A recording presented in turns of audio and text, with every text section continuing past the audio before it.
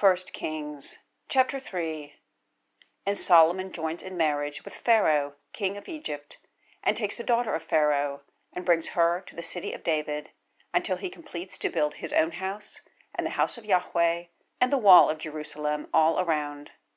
Only the people are sacrificing in high places, for there has not been built a house for the name of Yahweh until those days. And Solomon loves Yahweh, to walk in the statutes of his father David. Only he is sacrificing and making incense in high places. And the king goes to Gibeon to sacrifice there, for it is the great high place. Solomon causes 1,000 burnt offerings to ascend on that altar. Yahweh has appeared to Solomon in Gibeon in a dream of the night, and God says, "Ask, what do I give to you?" And Solomon says, "You have done with your servant my father David great kindness, as he walked before you in truth and in righteousness, and in upright of heart with you. And you keep this great kindness for him, and give to him a son sitting on his throne, as at this day. And now, O Yahweh, my God, you have caused your servant to reign instead of my father David. And I am a little child, I do not know how to go out and to come in. And your servant is in the midst of your people, whom you have chosen, a people numerous, that is not numbered nor counted for multitude. And you have given an understanding heart to your servant, to judge your people, to discern between good and evil. For who is able to judge this great people of yours? And the thing is good in the eyes of the Lord, that Solomon has asked this thing.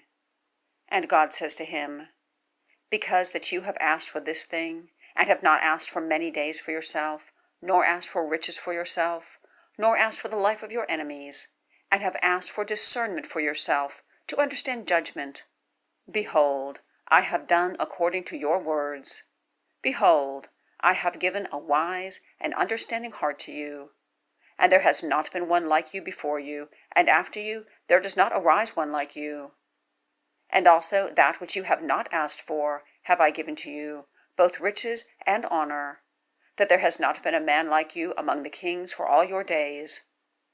And if you walk in my ways, to keep my statutes and my commands as your father David walked, then I have prolonged your days.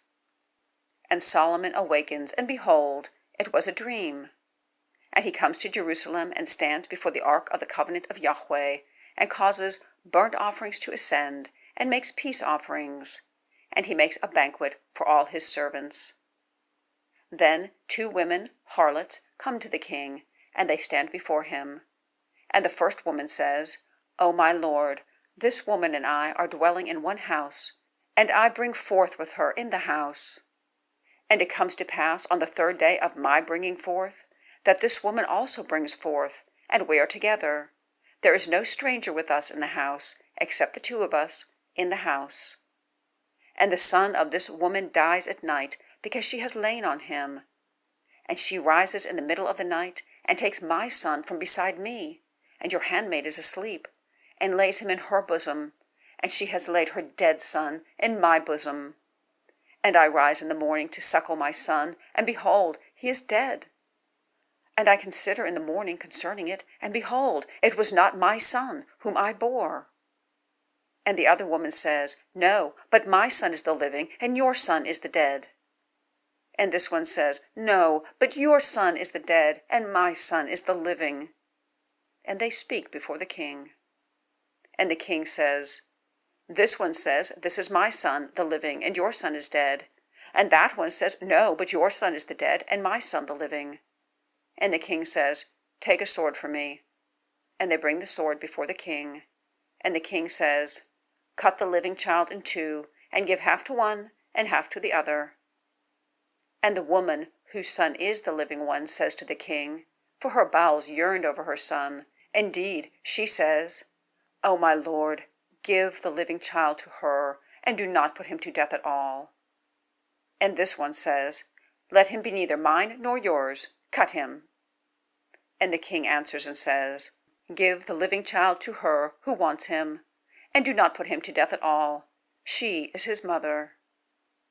And all in Israel hear of the judgment that the king has judged, and fear because of the king, for they have seen that the wisdom of God is in his heart to do judgment.